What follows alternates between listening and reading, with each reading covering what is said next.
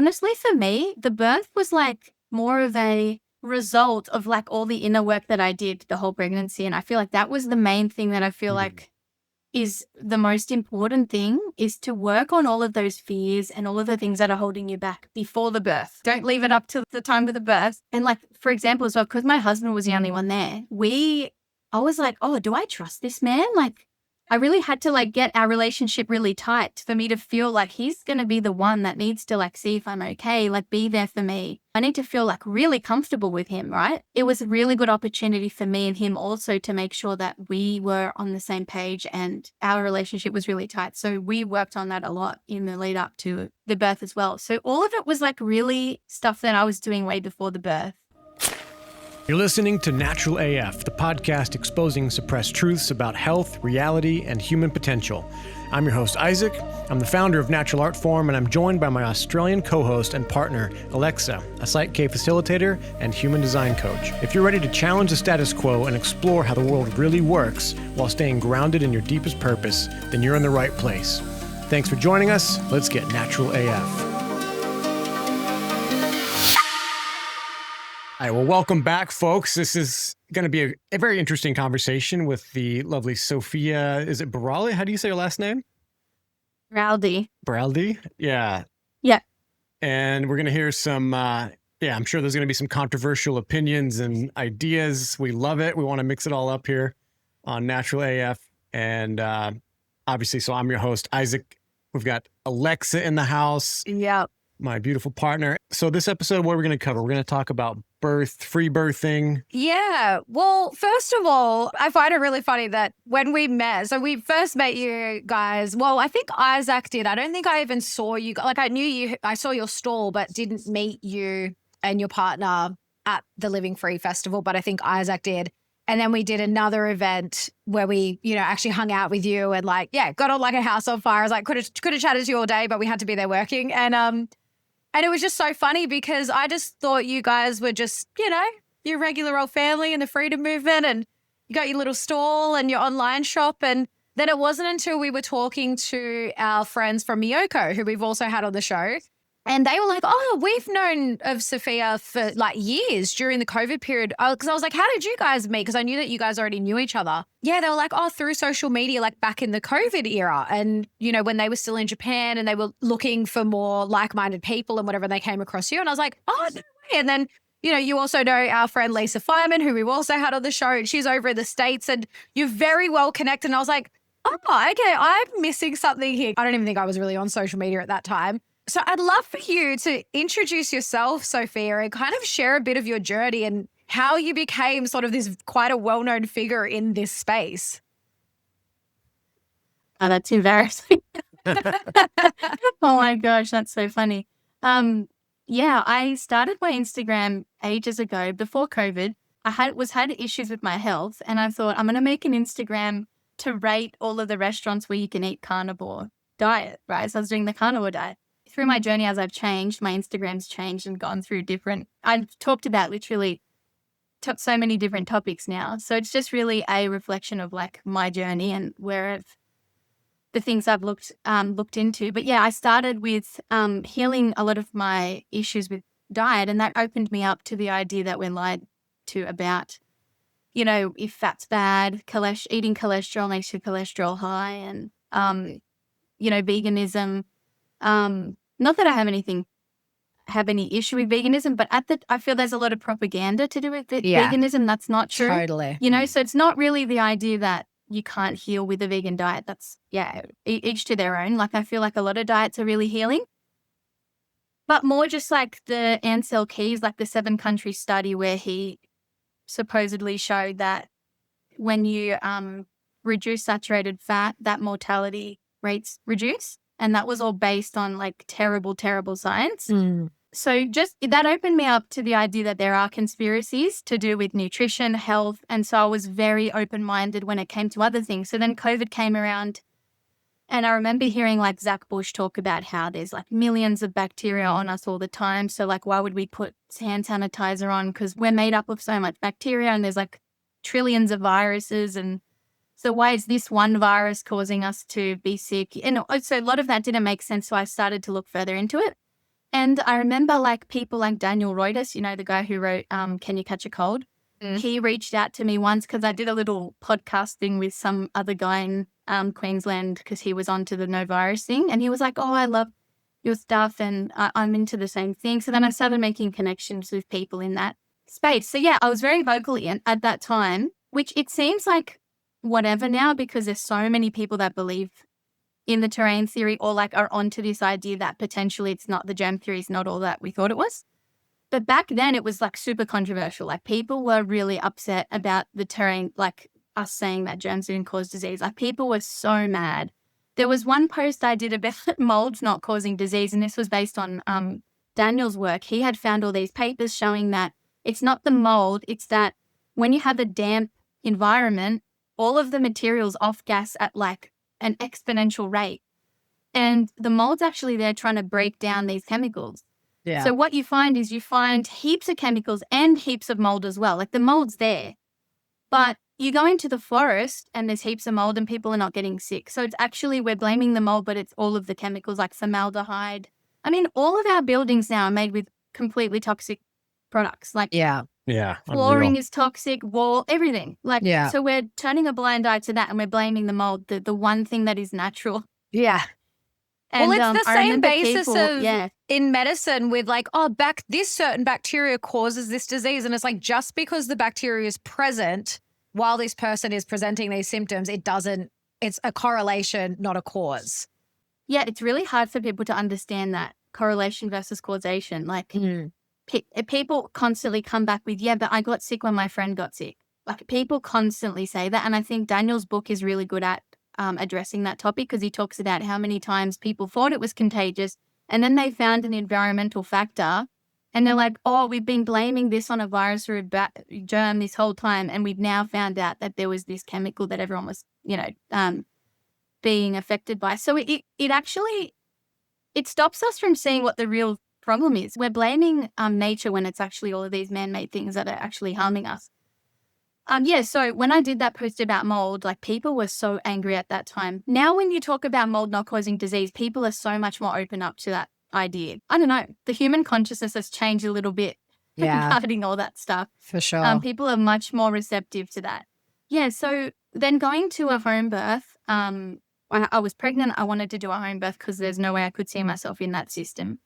So I did that.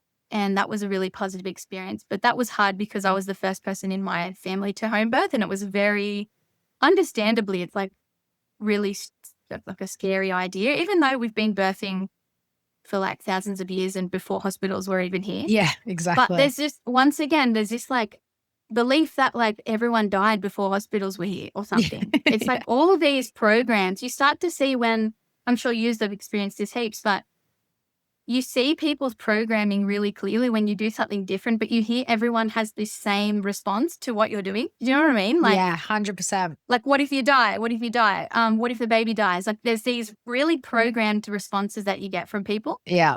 So I started realizing like, okay, this is kind of just our programming and we kind of need to know what we're being programmed about or else we're not actually living our real truth. It's fine to have your choice to go to the hospital, but if it's a programmed belief, I feel like that's something that you should look at. Yeah. Because you want to know, like you want to be informed about why you're choosing something, you know? Yeah, exactly. And especially when it's like the status quo, when it becomes just this thing that you're meant to do because everyone does it and you're not allowed to question it. Like that's when there's clearly an issue there where people are, it's like this lack of conscious choice and free will that are kind of not even enacting their own will. They're just going along to get along. For sure, yeah. So then I started looking into free birth for my second birth. So I didn't do any testing. I had a really, really bad sickness in that birth. Like I couldn't get out of bed for months. It was pretty scary for me because I'm so, into health and I thought I had it all figured out and like, you got to eat this and eat beef liver and you got to have your eggs and like all this stuff. And like, I could eat nothing in my pregnancy. So everything that I thought just went out the window and I was really humbled because I was like, I've just got to trust this process. Like I can't eat anything, but I'm just going to I don't think that me going to the hospital is going to help this or me entrusting in somebody else that I don't really, align with. So it was a huge, lesson for me to just trust my body, even though I felt that it was doing the wrong thing. Anyway, so yeah, I went along with that process and still went ahead with my plans to just birth on by myself and my husband. And before the birth, I saw heaps of people having twin-free births. So they would go to give birth, they hadn't had scans, and then they would end up having twins. And so the week before I gave birth to my twin, I was like, oh, Chris, wouldn't it be nice if it was twins? Because then it would make sense why I was so sick. So I was still kind of a little bit like pissed off. I was still a bit pissed off. Like, why this doesn't make sense to me? And like, I'm so sick. Like, this is not fair kind of thing. Like, woe is me, victim mode. Like, and it's so funny in hindsight. So, I go to have the baby. I'm in the birth pool. The first baby comes out. That's my son, Archer, and my belly is huge. Like I'm holding this baby and my belly looks like I'm still pregnant. And like, it's so funny because watching back, it's like I obviously had another baby in there still. But I had no idea. So I get out of the pool. I'm just sort of relaxing. And then I get these contractions come back. And sometimes you get some mild contractions to deliver the placenta.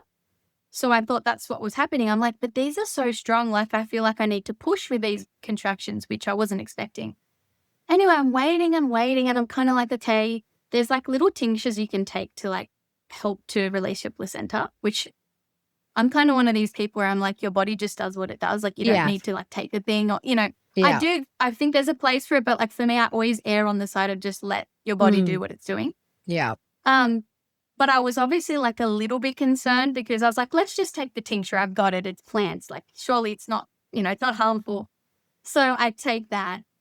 Still waiting. Anyway, I go to push with one of these heavy, strong contractions because I just felt that urge. And this water bag popped. So I had like a second water break. Oh, wow. And it still didn't click with me. It still didn't click like there's another baby. That's why I just thought, I don't know, there's extra water in there. Like, that doesn't make any sense. But it happened so quickly. Like, the next contraction I push and I feel down and I felt a chin or a nose. And I'm like, no way.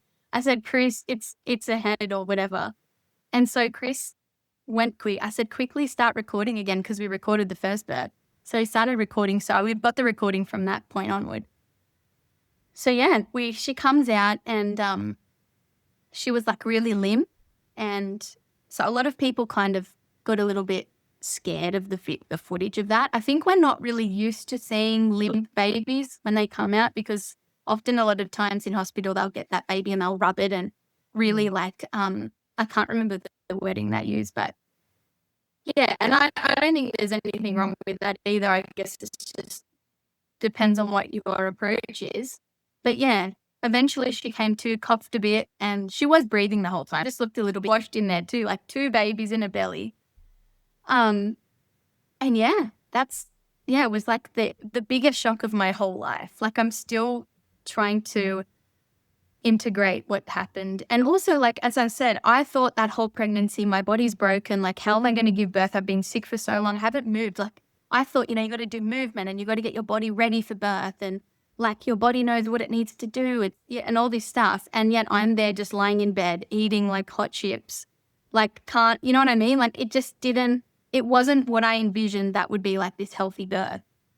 But then going into that birth and it being so empowering and like, wow, I just did this. Like imagine in the system how they would have treated twins. I would have had so many scans.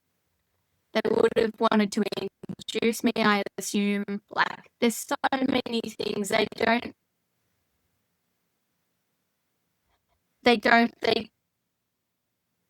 sometimes don't let you have like a lot of time in between the two twins. They get a bit stressed. Like when you birth the first twin, there's a lot of pressure then for the second twin to come out because it's like, we need to get this twin out. So I had none of that. And also I had because I didn't know it was twins, I had stress of like, gosh, I'm going to have twins. What am I going to do? How am I going to sleep with them? How am I going to breastfeed? Like all this stuff. And it is helpful to know, like, but for me personally, I was just this divine, like it just happened. And it's an extra baby.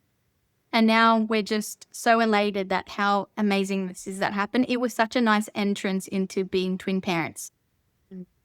Yeah, I love that. Amazing story. And I can just imagine, I don't know, so just to go back and clarify, was this your first birth experience or did you have children before? So I had a home birth with my daughter with a private midwife. Right. I was going to ask if you had any assistance with that one.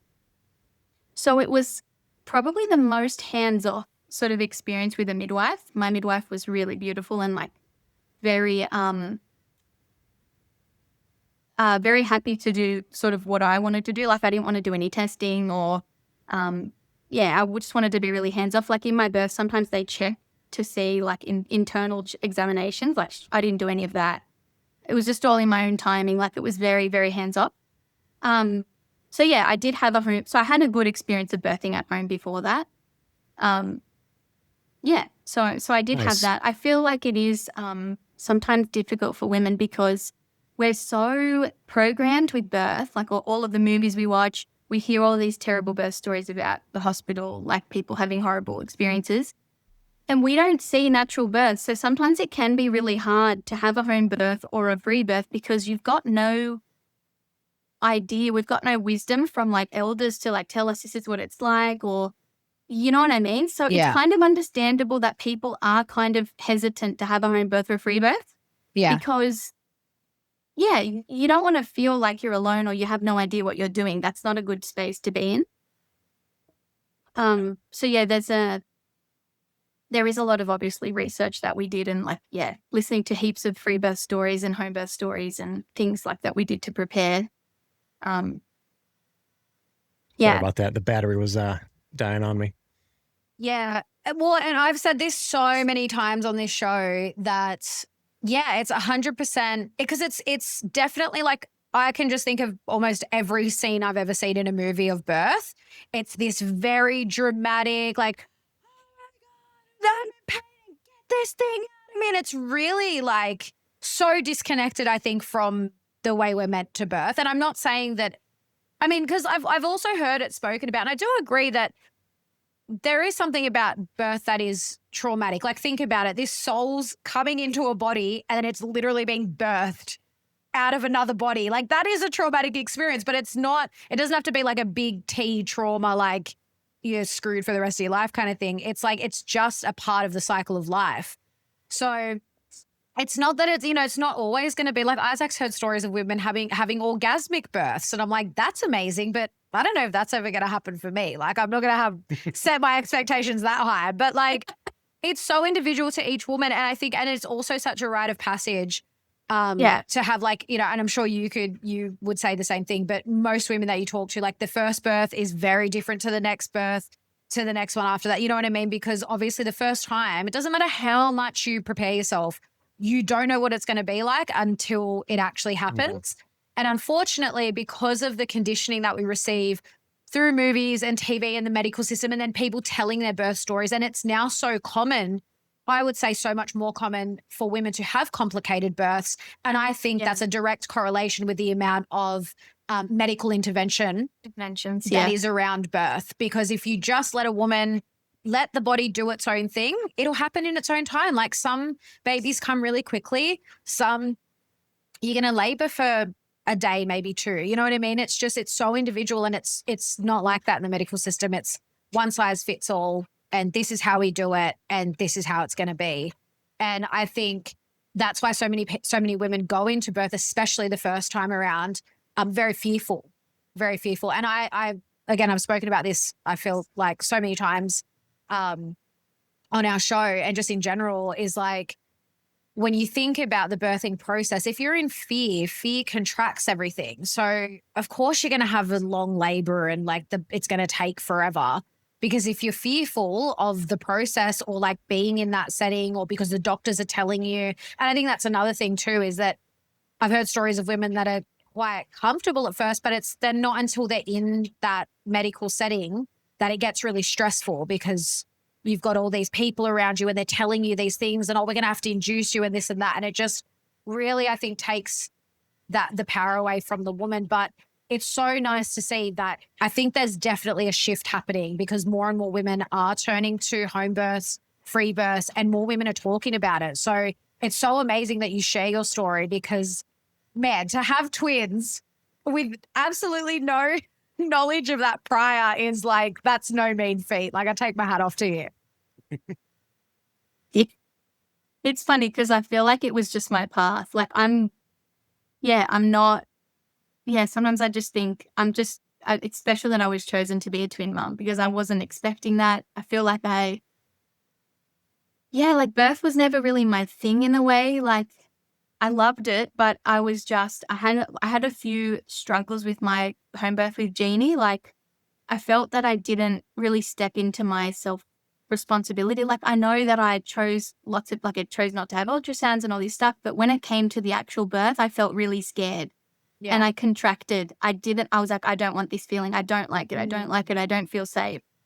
And so for me, I always had like, it was a home birth and it went well, but like I felt like I got defeated by my own birth in a way. So my second birth was really redemptive and I felt like I was like an amazing experience. And that was like the main thing was just to let go. That was honestly like if anyone gets anything from this is just like don't tense up from the contractions, but actually just, lean into it. It's really hard to, but that was the key for me. There's so much new information out with, the internet and people are talking about this a lot more. Like you're hearing things about dolphin births and like all these really like fringe things. Have you all heard of women taking ayahuasca as they're giving birth? No, I've never heard of that. Yeah. I don't know what the dosage is. I can't imagine it's like a full dose. Yeah. But they're in the jungle. I think it's a tribal thing. Maybe that's when you birth the next, what is that character, the Messiah from Dune, you know? The next shaman. I'm pretty sure that's how Aubrey Marcus was born. I think he was in an Egyptian pyramid on ayahuasca. Yeah, it's crazy. So I was going to ask Sophia too. So is it a common? So when you found out that obviously you had the twins, did it make more sense to you then that you were so sick throughout your that pregnancy? Like, is that common with twins? It is. It's hard because I don't want to say. I'm sure there's people who have had twins that don't get sick at all too. You know what I mean? Like I don't want to put this idea that like you have to get sick if you have twins or whatever. But I guess for me personally, I was really sick with Jeannie, but then this was like another level. So for me, it made sense. But I really don't want to condition myself to think that next time I'm going to get sick as well. Like I would love to have a really easeful pregnancy. If that's for me, I would really appreciate that. I'm trying to like put that out there because for me, pregnancy is really rough. Like I just am so sick the whole time. Yeah. And it's hard because when you've got kids that want you and they need their mom and you're just like lying in bed and can't do anything, you feel really hopeless. So but I would say that it is quite common. The thing for me that was difficult for me was not knowing why I was so sick. So I went through German new medicine. I had a practitioner. I tried to work it out through that. Sorry, you're freezing a bit. It froze for a sec. Yeah, go back. Go ahead. So I went through the German new medicine lands. I'm like, is it traditional Chinese medicine? I was like eating congee and like miso. I was, what else did I do? Basically, I tried to,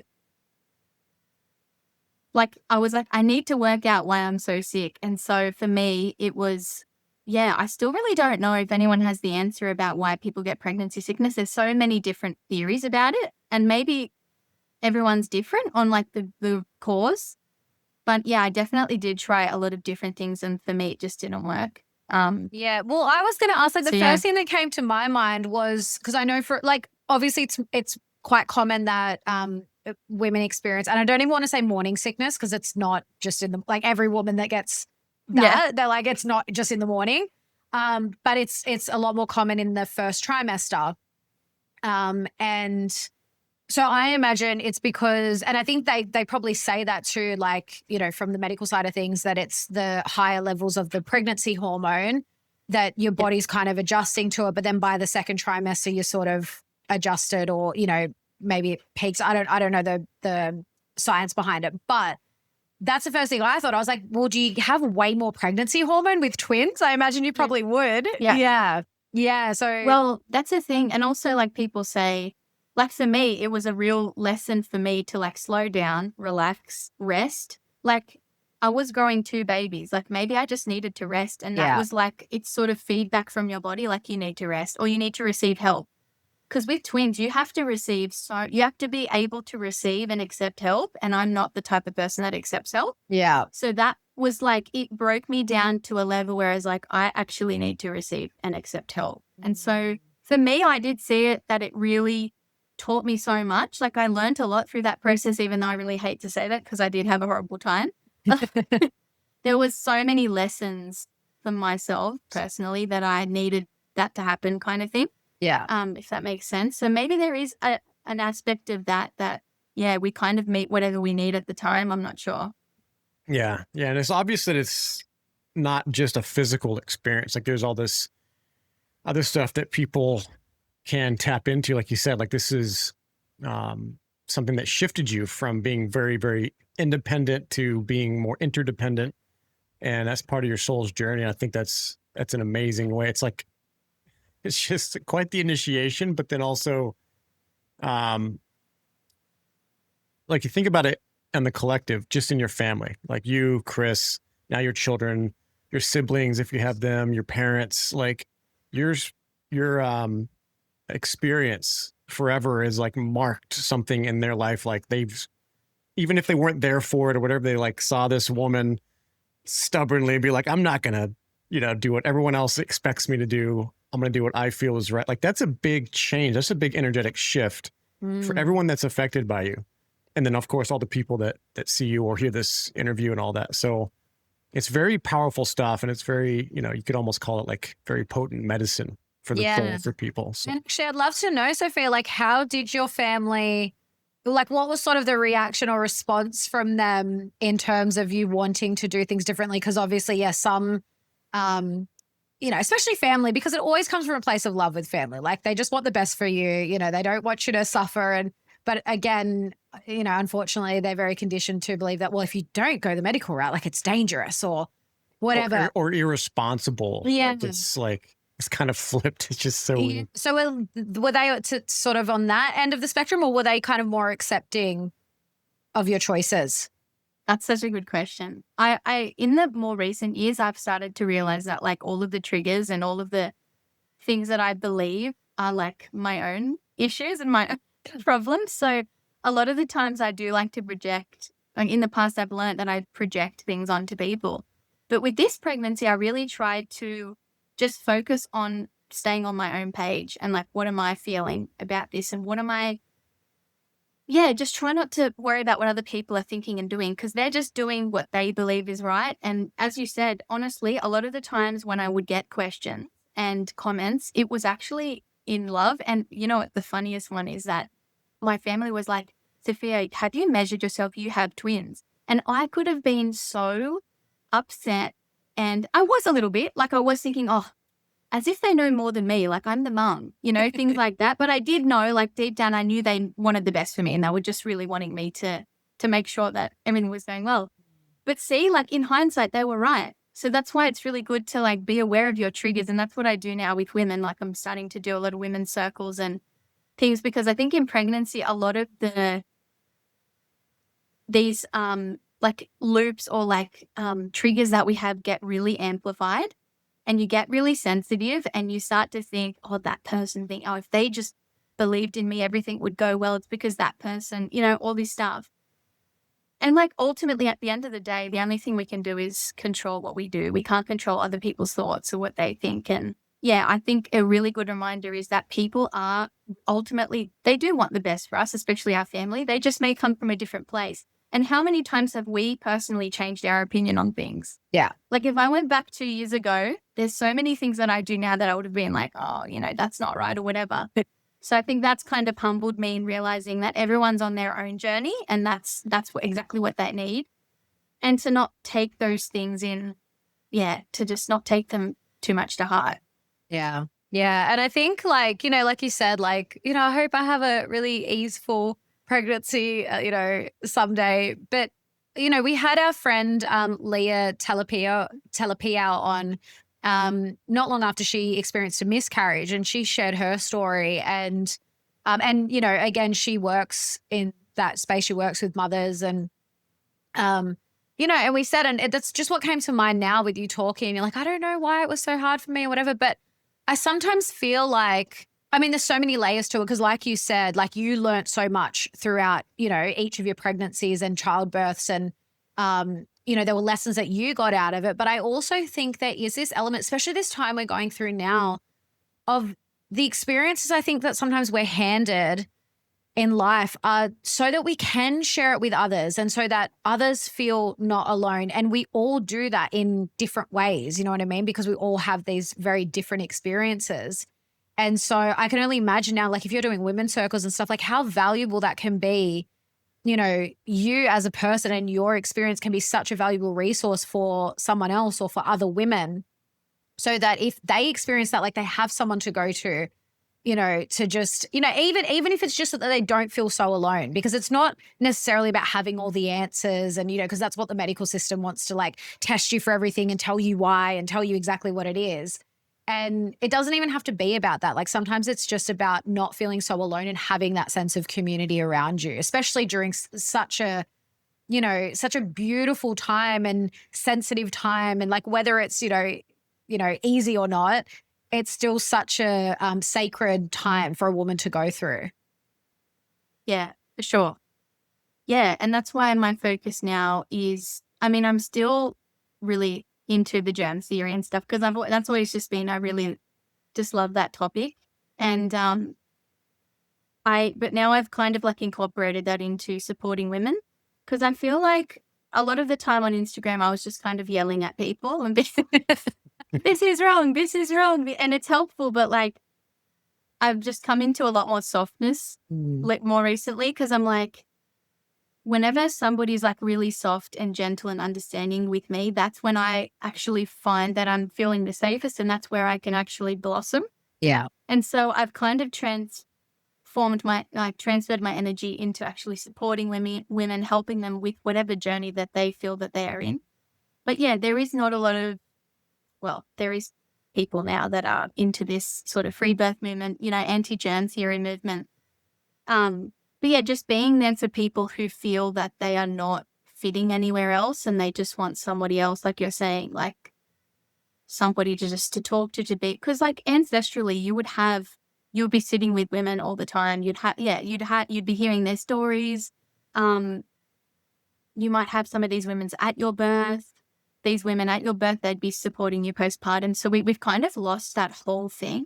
And I think although telling people about the germ theory and that is really important, this stuff is like really hands-on, like, and it's things that we all need when we're going through birth. Like we need our village coming to bring us meals. We need people to sit with us and debrief our birth. Like these things are really practical stuff that we can do all the time. That's going to be helping like community that are directly around us.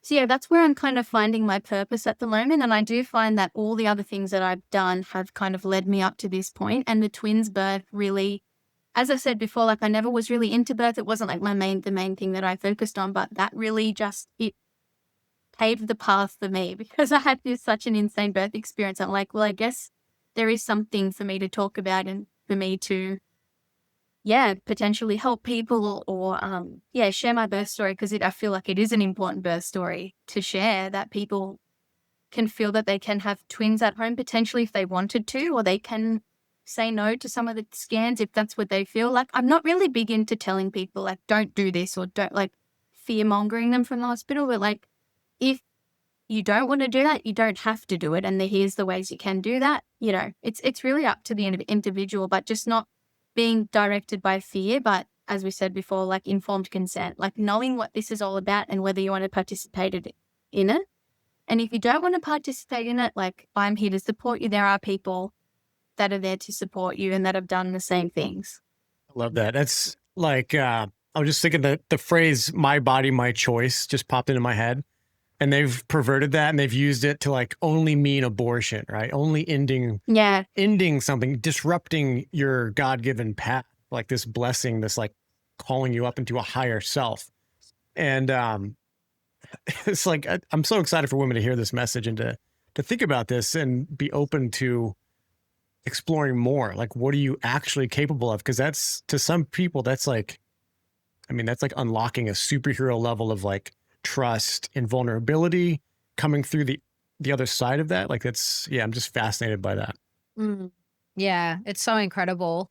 It's like way beyond just like no vitamin K and no eye goop. It's like no intervention whatsoever. Plus also like, we've got this, the fear, the doubts, like the health challenges, like I'm all about that. Yeah. Well, and it's interesting too, because, you know, with the proliferation of social media over the last, you know, decade or so, and obviously with what happened during COVID, that's woken up a lot of people to new ways of doing things, or at the very least, just questioning the medical system, the medical model. But yeah, now with social media, I think it is like this rise in people just being able to share their story. Like anyone can get online now and share their story. And so I think it does open up a lot of possibility for people now, or for women to be like, oh, I've never even considered that, but like women are actually doing that. And so, yeah, I can definitely say, and there's a huge rise. I mean, now I don't know about here in Australia, but you know, they've created birthing centers, which are kind of like the middleman between hospital, fully medicalized birth and home birth. So for women that aren't quite comfortable with the home birth, but don't want to do the hospital thing, and they're given a little bit more autonomy, and, you know, they can be supported by midwives and stuff. And I think that's great, because it's not for everyone to go from literally one extreme to the other. And to go from, and some women have done that as well, where they've done a hospital birth for their first childbirth and then decided, no, I'm just going to do a home birth. I've actually got someone in my family who had an accidental home birth because the baby just came so quick that she was like, I think they called the ambulance and they just like talked them through everything. And yes, she gave birth to her second daughter in her bathroom shower. And like, I was just like, amazing. Yeah. And she just like, you know, when she told the story, it was beautiful actually. Cause yeah, she wasn't fearful. She was just like, oh, I've done this before, like baby's coming, you know, whatever. So yeah, I think it really is all about, like you said, it's choice. It's giving that choice back to women. Yeah, so cool. Oh, and just so our listeners know, if you're hearing any noises in the background, we have some plumbers out back installing some stuff. So it's all happening here. We're just rolling with it. Yeah, but I actually wanted to ask you one more question before we move on from this topic. But I have to ask because it was something you posted recently, and I was like, man, she's got some big kahunas, because I don't think I could ever post something like that of myself. But cojones or kahunas? No, what was it? I don't know how it said. But you posted the video of you birthing your placenta. Oh yeah, okay. Yeah, and I was just like I just had to ask you. I was like what was it in you that was like, yeah, I'm going to post this? And because obviously there's a message behind it. Because you were talking about. Because I just saw that and I was like, there's no way that I could post something like that of myself. However, I have seen videos like that on Instagram, and it's actually wild. Like, because I've seen like birthing videos on Instagram, which I didn't think was. I thought they would censor stuff like that, but they don't. But I'm also kind of grateful that I've seen videos like that, because again, you're actually seeing people in their homes just giving birth naturally, and you're just like, oh, that's how you do it. Because again, most of the visuals we see of birth are hospitalized births. So yeah, I just had to ask you, like, how did you get the balls to post a video like that? Well, it's funny because I guess I still have a lot of conditioning around that as well. Like even breastfeeding, I can find that sometimes in me it will come up like, oh, you know, I'm getting my boobs out. And I just come back to being like, well, my babies need breast milk. This is what they need. And like, that's their food source. And I just try not to sexualize it, because I'm like, this is their food. And I find that is really hard, because we have sexualized everything so much. But I guess for the birth video, it was obviously intimidating at first. And I thought, oh, this is a bit much, because I'm showing my body and whatnot. I guess the reason I felt it was so important, because I'm not usually that type of person that would just, show that much skin. But because I had watched so many birth videos myself and I felt how much value I got out of it. And that was kind of one of the reasons why I was able to free birth, is because I saw so many births and, what happened. I felt that I kind of had to do it because I'm like, there's so much value in seeing like what actually happens in a real birth like that. So yeah, although it is very, I do cringe when I think, oh my gosh, my dad probably like absolutely hates that. And like, I get that. And Yeah. I totally I get where he's coming from too. Like, I can imagine if I was him, I'd be like, face palm, like, please don't post that. But then It's in like, the these same goddamn sense, hippies, they're ruining the I internet. know, totally. And I see him there, but yeah, I just kind of couldn't not do it because I felt that it would be so helpful for people to see what an actual, at home free birth with twins would look like. Yeah. And what did you do with your placenta? Because my sister-in-law just recently gave birth, and I'm actually shocked. They let her, she was in a private hospital birthing suite.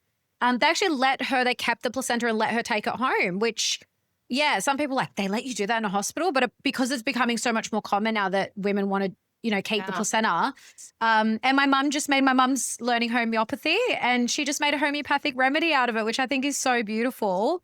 So, oh, wow. That's so did you cool. keep your placenta and do anything with it?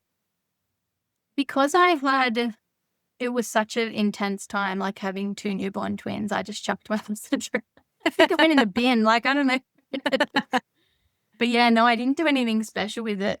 I just got rid of it. Even with Jeannie's birth, like, I intended on drinking, like, making a smoothie out of it. But I think after that birth process, I just had absolutely no, want to do that. And so I just kind of went with what felt right for me. And because we were at a rental, like, if I wasn't, I would have planted it, how people actually do something special. But like, I wasn't at, Yeah. And now that I'm thinking of the placenta, the twins have separate umbilical cords connecting to the same, like, to the placenta, or no? Like, so is it think 1 or 2? For mine, there were 2 placentas. Oh, wow. So 2 separate placentas. I can't remember which type of twins. It's funny. I know nothing about twins. Like, usually twin mums can tell you all these, all the names and all the different types of twins. But there are some sets of twins that share the same placenta. Wow. Yeah. So my set of twins is I've had 2 different babies, 2 different pregnancies just at the same time. Yeah. So they're not identical. One's boy, one girl. Yeah, I know this. So we were talking about this with you when we saw you at the event in Sydney. When we were talking about there's so many different types of twins. So there can be I think is it 1 sperm or 2 sperms in the same egg, and then it splits or something. And then there's 2 eggs separately fertilized, which is probably what happened with you, right? Yeah. And then they're just it's so wild. I've often joked with Isaac. Well, I'm only half joking, but I'm like, man, I don't think I've got twins that, because they say genetically you've got a genetic predisposition if there's twins in your family. I'm like, I don't think I've got twins in my family, but how cool would it be? Because you get 2 for 1, 2 for 1 pregnancy, 1 birth. I'm like, that'd be pretty cool so that we can just have more kids with less pregnancies. Yeah. It is it's so beautiful watching them grow up together. It's really cute and sweet. They've never been lonely or you know what I mean? They've got a little best friend all the time. So it is such a unique and beautiful experience. And when I often now ask twins, what was your experience of being a twin? And they just love having a twin. Yeah. It's such a common thing. Twins love their other twin. I don't know, maybe there's heaps of twins that don't, but in my experience, it's just they find that it's really fun and awesome. So yeah, it's a very unique experience. Yeah. It's just really hard because in this day and age, we don't have the village that we should have. So I can see why twins makes people so scared, because you need so much support with twins. And so because we really lack support, it is kind of, the idea of it is scary, but if you can have a ton of support, then it's a great thing to do, I think. Not that we get to choose. Yeah. It just happens. So my last question on this before we shift gears is there one thing that you would recommend for a must-have comfort item while you're getting ready to give birth, and then one thing for in case an emergency? What's something you thought was indispensable? there is really nothing that you need in an emergency, I don't think. I can't think of anything specific. Our plan was like, if anything goes wrong or something we don't feel right about, we'll just call the ambulance or go to the hospital. So we didn't have anything necessarily for like an emergency specifically. Like we had tinctures and like, you know, I don't know what you need. What else did we have? Like a pool, birth pool and all those sorts of like normal things. A wet But cloth for your nothing forehead. like, yeah, all those little like just things to make you comfortable. Yeah. But nothing like, nothing's really for an emergency. Honestly, for me, the birth was like more of a result of like all the inner work that I did the whole pregnancy. And I feel like that was the main thing that I feel like is the most important thing, is to work on all of those fears and all of the things that are holding you back before the birth. Like don't leave it up to the time of the birth. And like, for example, as well, because my husband was the only one there, I was like, oh, do I trust this man? Like, I really had to like get our relationship really tight for me to feel like he's going to be the one that needs to like see if I'm okay, like be there for me. I need to feel like really comfortable with him, right? So it was a really good opportunity for me and him also to make sure that we were on the same page and that our relationship was really tight. So we worked on that a lot in the lead up to the birth as well. So all of it was like really stuff that I was doing way before the birth. Does that answer your It's a brilliant answer. Yeah. I was going to say that's a great, and I actually love that you brought that up because I think that also points to something that a lot of people don't want to look at is the state of their relationships and how that impacts childbirth. Because I've heard women say like, oh no, I don't want my husband in the room when I'm giving birth. I don't want him to see me down there like that. And I'm just like, man, that's really, it's actually very sad because what a beautiful experience to share with your partner, the father of your child, to go through that experience together. And a lot of women like don't even want that, or the men don't want to. I've also heard men say they really don't want their husband to see them if they poop themselves. I think it really just comes down to that. maybe. Yeah, it probably is a lot. Like for me, I did have a fear of like, or if I'm making noises or like I'm really vulnerable or I'm like, oh, I can't do this. I didn't want my husband. I felt nervous about him seeing that side of me sort of thing. So I had to work through that and So I think it is. It's like maybe the fear of being vulnerable or being the vulnerability side of it. Yeah. It takes a real man to see it all. I give him mad props for that. Way to hold it down. Yeah. It's so cool. Yeah. Yeah. I'm just processing everything you just said about like, I think they just don't want to see him poop himself. But I'm like, my mum. It's going to cross their mind. It would me. During my birth, my mum peed in the doctor's eye. Like it went in his eye. That's hilarious. Yeah, it's just happens. That like, was meant to happen. If it hit him in the eye, that's like symbolic. I'd be looking that up in like a shaman workbook or something. Birthing another human, like just you get a hall pass, right? Just whatever happens. Yeah. And you know, if you don't even want to talk about it again, fine. But you know, I think it's a beautiful experience for a part. Like obviously when I go through that experience, I definitely want Isaac there. And you know, and it's funny, like first baby I deliver. Yeah. I was loosely trained in labor and delivery, but like they just fill your head with all the, you know, if anything feels wrong, looks wrong, sounds wrong, like surgery. I'm like, nah. Yeah. Yeah. I will not be doing a C-section. I can guarantee you that. Yeah. I totally forgot what I was going to say because I don't know where we were going there. But anyway, well, and actually, because Isaac just mentioned your husband, Chris, and I'd actually love to know like how he's going because I know you guys just did a major shift last year when he left his job. And again, like good on you guys because as we have seen in the last 5 years, a lot of people are stepping out of the system, whether that's their work or the medical system or you know, welfare system, things like that, because we're finding a new way of doing things and becoming more self-sufficient. So where are you guys at now? And like, how's he going? And like, how's it been adjusting to life? You know, he obviously left his job. You had new twins and a lot going on. So yeah, please share. So I set up a little online store before the pregnancy of the twins. Yeah, before the pregnancy of the twins. So I was doing that just because I loved health and stuff like that. So I thought, how can I sort of make a little a business out of something that I actually love to do? And so yeah, we started that up, and then the twins came, and I'm like, I always knew that eventually we wanted to homeschool and all this stuff. And to do that, I really feel like you need the whole family present. You can't be like one step in the system and like Chris working 5 days a week. And then I'm homeschooling all the kids, and like, it's just a bit kind of, there needs to be flexibility and all that.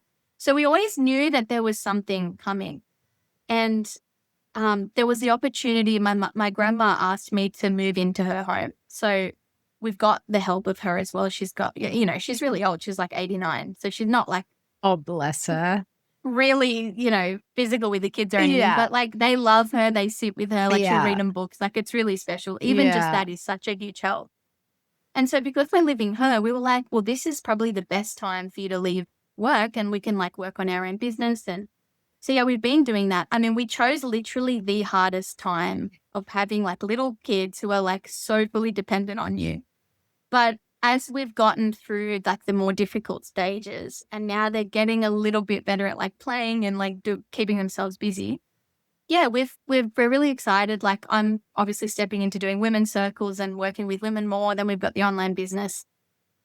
We just took on somebody to do some of our content, which has been so relieving, because I find the content to be quite like time consuming. Yeah. Like, I know what I want to write, but I just creating it is like a lot. And when you've got little kids, like, it's hard to focus. So we've done that, which has been so awesome. We just send her what we'd like to be in the reel or whatever, and she does that. Amazing. So yeah, we're getting there slowly. I'm honestly like learning that things just happen on their own time, and not to rush things, and just to be really present. Like, I'm going to look back when I'm older and be like, why did I stress and like miss the kids when they were so young, instead of being present and like being there with them and playing with them and like, all that. And instead of like worrying about money and like, oh, how many, and all that, I'm just trying to let it just flow. And yeah, everything will happen as it should. And yeah, it's a huge lesson in me, like letting go and just trusting the process. But yeah, it's been amazing. Like, I have to remind myself every day and be grateful that I've got my husband. Like, I see people who are saying to me like, oh, you're doing amazing with twins. And I'm like, I'm so lucky. I've got 2 sets of hands. Like, some women have twins and it's just themselves. Yeah. And like, it really does sometimes require 2 sets of hands with twins. And so I'm like incredibly grateful every single day that he was open enough to be like, okay, I'll quit my job. Because that was hard for him, because he wants to be like the provider, and he wants to be like, so it would have felt a lot like he's kind of giving that away to be like a mum, almost in the mother role.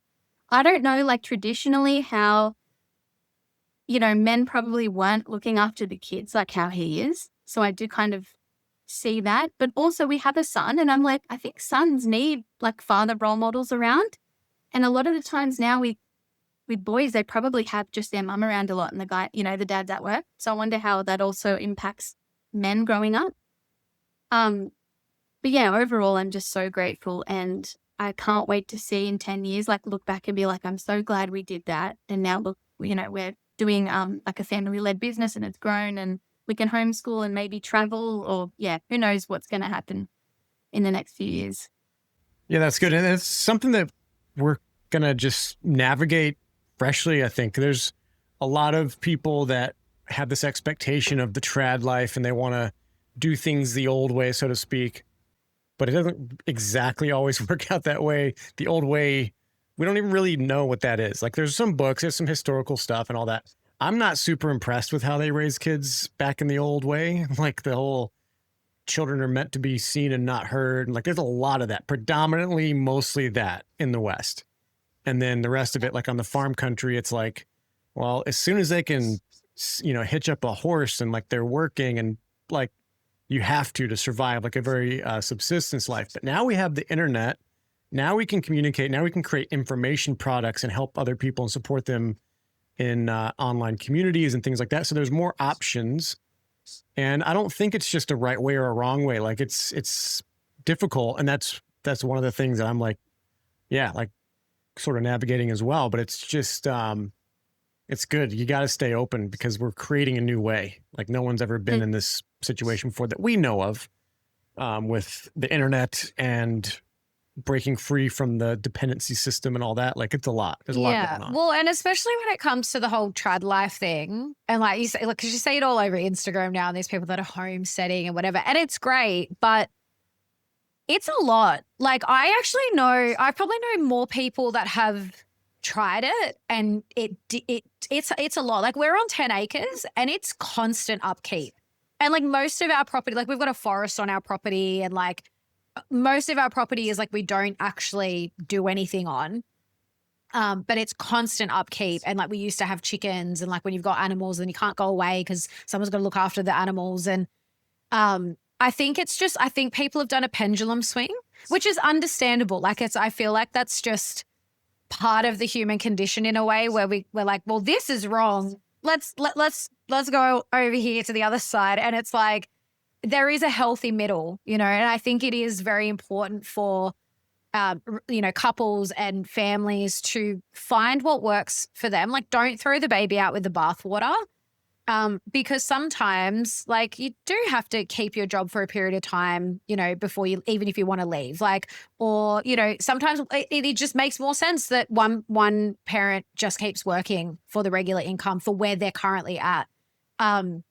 Because it does take a huge leap of faith to change your lifestyle in such a big way. And like, I totally feel like, when you like were saying when Chris left his job, I mean, again, I can't even imagine having kids on top of that. But even for me, like leaving my job a couple of years back and like not having that steady income and like there's so much unknown when it comes to that. And I'm honestly so grateful, like since Isaac's come here and now we run that business together, I still kind of have to pinch myself sometimes where I'm like, I can't believe this is my life. Like I've spent the majority of my adult life, or even from adolescence, I was one of those people, as soon as I could get a job, I was working.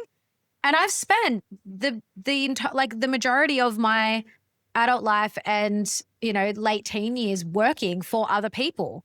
And I was very good at it. You know what I mean? I was a very good employee and I was able to earn really good money. And so when you shift out of that, it's huge. Like I still feel like, a couple years in, I'm still feel like I'm integrating that because it just feels so foreign to me. But I'm so grateful that we are growing the business. And again, like it's heart-led, like we're doing something that is actually helping people.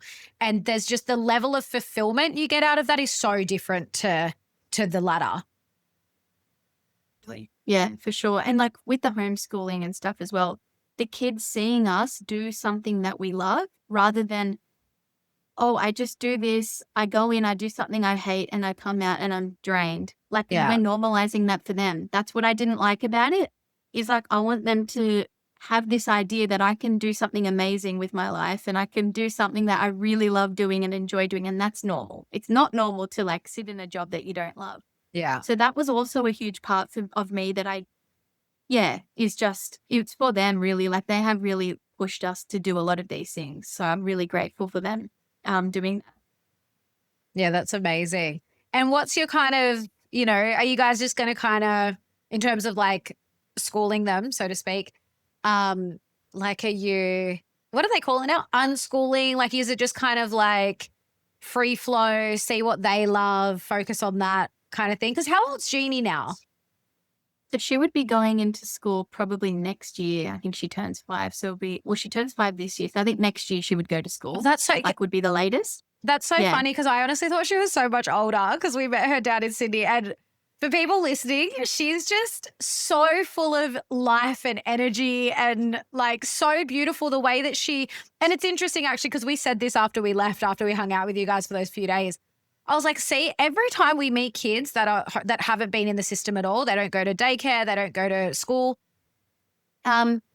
they just are so much more mature. They can she speaks to you like adults, like we're on the same level. Like she looks at you in the face and she could hold a conversation and like not shy at all, that girl. And I love it because it's such a clear indicator. Like for me, meeting kids like that, it's such a clear indicator that the schooling system is not for their benefit, like in so many ways. And I think that's the first thing is just human connection. Like I just find kids that are raised at home in a good family, they don't go through the schooling system. they're just a lot more well-adjusted. They're a lot more mature. They can have conversations with adults. And I just find they're like a lot more well-rounded. So yeah, I actually thought I was like, oh, maybe she's like 7 or 8. Cause like her personality, you'd think she's way older. She's so unique, that girl. She's amazing. Yeah, my problem with the schooling system, it's funny. It's like, of course, I don't want them learning all the stuff they teach. But for me, it's more like it's training them to not follow what they want to do, and they have to just do what they're telling them to do. That's more of the issue that I have with it. Is it's not the programming, but it's like this belief that I don't just do what I want. I have to do what someone else wants me to do. And I feel like that is just horrible. Not only that, but the competitiveness, like you've got to get this grade or that person's better at reading. And it's like, it's not to do with like you just being the best human that you can be anymore. It's about just comparing you to somebody else. And I think that's just so harmful. Like I can see the harm that it's done in myself, and I just cannot do that to my kids. I don't know, like I'm not going to say that I'm never going to put them into school. Like it's funny because I'm a little bit more open-minded because I'm like, if my kids really want to go to school and they fully understand what it's like and they are older and they're like, I want to treat them as though they are their own human and I want to respect what they want to. But my husband's like, they're not going to school. I don't care. I'm shocked. I'm like, really? But yeah, I guess that's another hard thing about being a parent is like, you've got to know when like they're on their own journey too. Yeah. Like how much have we strayed from probably what our parents would have, wanted or, whatever. But like we would think like that was our journey. We needed to go on that. And like, that's just, it's our choice, right? So I also do think about that as well. Is like, I ultimately like it's their life. And yeah, I'm just got to also play into what do they really want to do. I just don't really think my kids are going to want to go to school if they've never experienced it, but I'm open to being wrong about that. Life sometimes surprises you. Yeah, well, we know people that have homeschooled. I know a couple of families, they homeschooled their kids like through what the primary years would be. Yeah. And then they actually kind of gave them the option. Or I think in one particular case that I can remember, one of the kids, like when they got to like teenage years, really wanted to go to high school. Like they just really wanted to experience school. So they let them. And I don't think he lasted very long. I think he went and did a couple of years and then was like, no, this isn't all it's cracked up to be.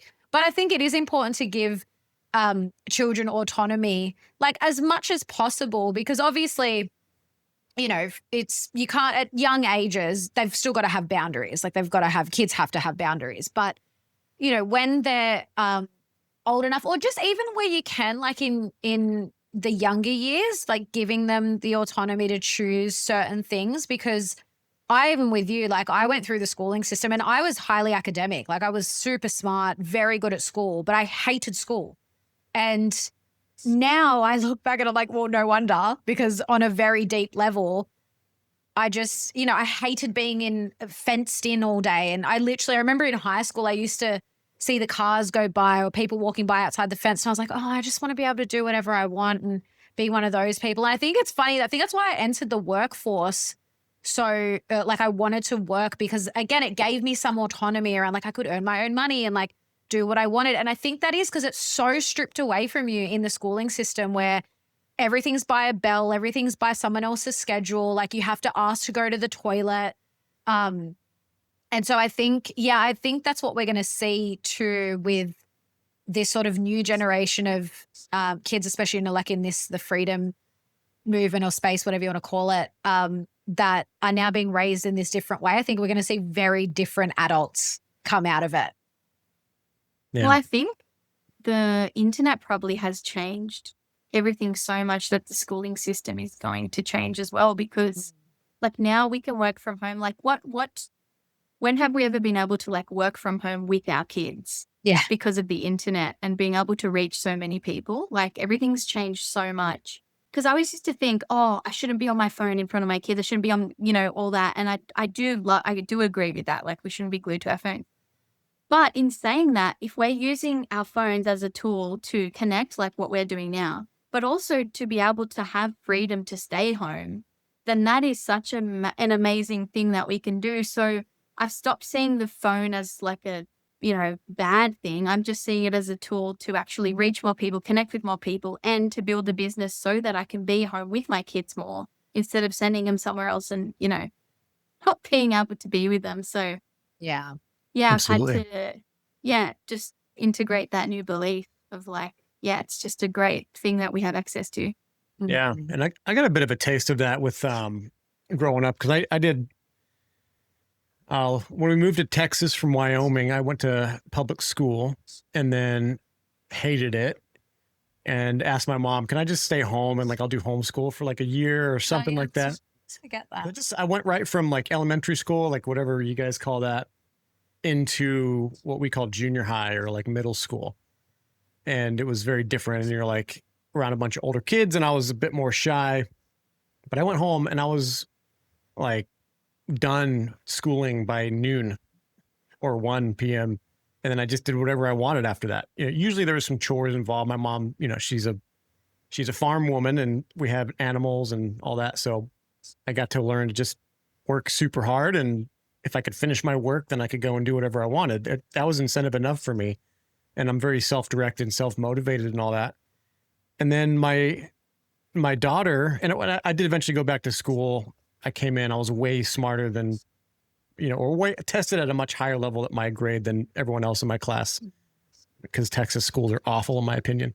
But my daughter was homeschooled from probably 5th grade on 6th grade, and homeschooled, like she was self-taught. She just gave her the workbook. She just completed every day. And then I had the freedom while I was in the oil field, but when I came home, I had like a couple weeks off every month or every whatever. And so she would do 2 weeks ahead of school, and she'd still get done at noon every day, but she'd do 2 weeks ahead. And then by the time I got home from the oil field that I was working in at the time, we would just go travel, like go to Europe, and went to Belize. And I was like, we just did whatever we wanted. And I'm like, I wouldn't even think that that's an option if I hadn't just thought and trusted myself, and my mom also being open to that and being like, okay, if you want to homeschool, we'll do that. Better education than that. Like you get your schooling curriculum done, and then you're like traveling and learning different cultures and potentially learning different languages, or, and even like the housework and the chores and living on land. Cause like where we grew up was semi-rural, and but I think those skills are invaluable. And again, it teaches kids a sense of responsibility that we have to, we all have our part to play. If we're going to live here, we need to look after the land, and we've got to look after the house and do all these things. Which I think is what we see now with the generation that's sort of like the young adults now tend to be very entitled, we see in sort of modern society. And I think it's because they didn't really have that as much, very generally speaking. But and I just think, like, I look back to how we grew up, and my brother, our neighbor, used to run like hay bales because it was semi-rural, and there were farms around us and stuff. And my brother used to go with him because he used to say, come on, Luke, do you want to come and help me? And I'll pay you. I don't know what he paid him, like, I don't know, maybe $10, $15 for the ride, or maybe $50 for, 5 hours you'd go out with him, whatever. And so my brother's always been very, I guess I'd say entrepreneurial. Yeah. Cause he's always been like, oh, like I can make money doing this. And like, he's just always been like that. And it's funny because it's something I've really struggled with in the last year or so, is like, I've been doing a lot of business coaching and all this stuff. And I'm like, I said to Isaac recently, I'm like, I am not an entrepreneur. I'm just not, I don't have an entrepreneurial bone in my body where I'm like, there's a gap in the market, or I can make money doing this. It's just not. But now that we're having this conversation, I actually think, again, it's like this, I've been conditioned out of whatever natural creativity I would have in that space. I think I've just been very conditioned out of that because, like I said, I was a very good employee. I was always really good at working for people, and, I was always very valued. I think that's the thing for me too. I've always felt a lot more valued working for other people. So that's something I'm kind of working through. But again, just bringing it back to, raising kids that way, I think it opens them up to so much more possibility and so many more opportunities. Yeah. Hey, Soph, are you, so you're kind of plugged into the bear community too, right? Yeah, I was in the past. I feel like I'm a bit slow with watching things and stuff now with the kids. I'm kind of, Yeah. Well, you know yeah, who Classical Learner is? Classical Learner Bear? yeah, I do. Yep. Yeah, I love that. I got the chance to well, I emceed a couple of the Bear Fests and then introduced him on stage, and he did this amazing talk about homeschooling and what his homeschool group is doing and teaching entrepreneurialism and Oh, that's amazing. Oh, but also flowing from like their interests. Like if they want to make a lemonade stand, they're going to learn a little bit of sales and marketing and then product formulation and all that kind of stuff. So yeah, like it's really cool in the homeschool community that they're starting. And this is, I don't know how long he's been doing it. He seems like a really young guy, but he's been doing it for like maybe 10 years. wow. And they've got kids that are like 9 years old starting like legitimate businesses, like just That's amazing. like, oh, you want to do this? Well, let's go and figure out how to do it. And you don't have to go to school and like get a degree and all that stuff. You just are free You just do it. to try Yeah. and then fail and learn. And failure's not a bad thing in that environment. It's like very necessary. So yeah, there's sky's the Well, limit. it's not surprising to me because, I mean, how many hours did we spend at school doing pointless stuff? Yeah. Imagine if we were actually doing valuable things, Yeah. valuable, like, I mean, that's so many hours a week that we would have been able to learn something valuable. I just can't imagine it. That's why I'm so excited to raise my kids and just see what the possibilities are. Because yeah, just we haven't experienced anything like that. And it's almost like reliving our childhood again through them. Like this is what I would have wanted, or like this is what I envisage would be like the best way to bring up a child. So yeah, it's going to be really exciting. That's all. Yeah. I know. I say it all the time. I'm so excited to have kids and just do it differently and just do it. And I think also in that process, like you hear it all the time. It's a very common trope in, I think, most generations is that you learn a lot from your kids, right? But I think this takes it to a whole new level because when you let them be more self-directed, like you learn so much during that process instead of like, well, I think this is the best way and this is what you should do. Because I think that can also happen even when it comes to sort of doing things differently, but there can still be this, well, we're not going to school and we're not going to do all these things and not going to, but it's like like I loved to read as a kid. And so I loved reading and grammar and writing and all of that. So if a kid has natural interest in that, or math or whatever, or more of these sort of mainstream things, if they're interested in it, like let them do it. But, for the kids, I think there's so many kids out there, and especially like you look at the rates of ADD and ADHD diagnosed in kids, it's predominantly boys because like boys are so high energy. Like the last thing they want to be doing is sitting in a bloody classroom for, 4 to 6 hours a day, whatever it is, outside of the breaks. But, yeah, and it's like they're being incorrectly diagnosed, in my opinion, with ADD and ADHD. And it's just like, yeah, because they've got lots of energy and they want to be outside playing and running around and, being kids, being boys. Yeah. Well, my belief is like that there really are no diseases. It's just us being separated from nature in some way. And each step you take away from how we should be living, that's when all of these diseases arise.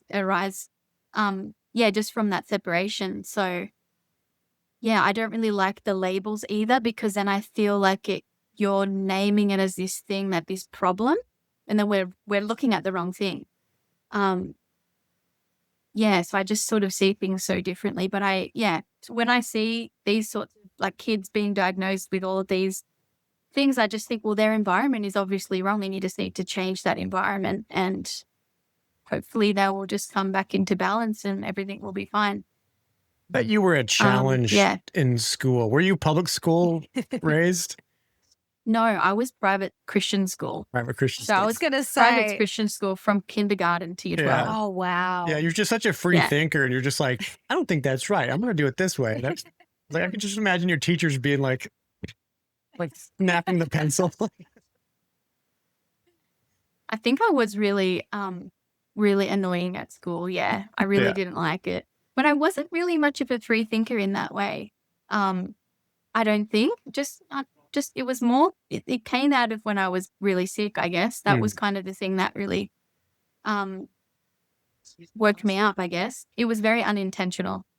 Well, all this talk of children, I think we better let you go back to your little ones. Sophia, thank you so much for spending today with us and for this interview. Yeah, love the insights, loved hearing your experience. And please tell people all the things you've got going on. You've got this women's circle now and your online store. And yeah, please let everyone know where they can find you. Thank you, guys. So my Instagram is raw milk and honey. And I'm just trying to, I'm just starting to work with women who are pregnant, or if you're thinking about getting pregnant, or if you're in postpartum, I'm running some online women's circles. And our business is rawmilkandhoney.com.au, and we just sell a lot of tallow skincare. We've got the Myoko skincare that we sell, organ capsules, fulvic minerals, shilajit, all the kind of good stuff. We don't do any isolated stuff. We do all really food-based supplements. I don't really like to call it supplements because I really hate that phrase, because people think of the isolated, going to the chemist warehouse kind of thing. So that's what we're doing. And I'm working on an ebook at the moment to do with, I don't know if you guys have heard of group B strep. You know how people get these swabs. So pregnant women, they get these swabs in pregnancy. And if it's tested positive, they go on antibiotics while they're giving birth.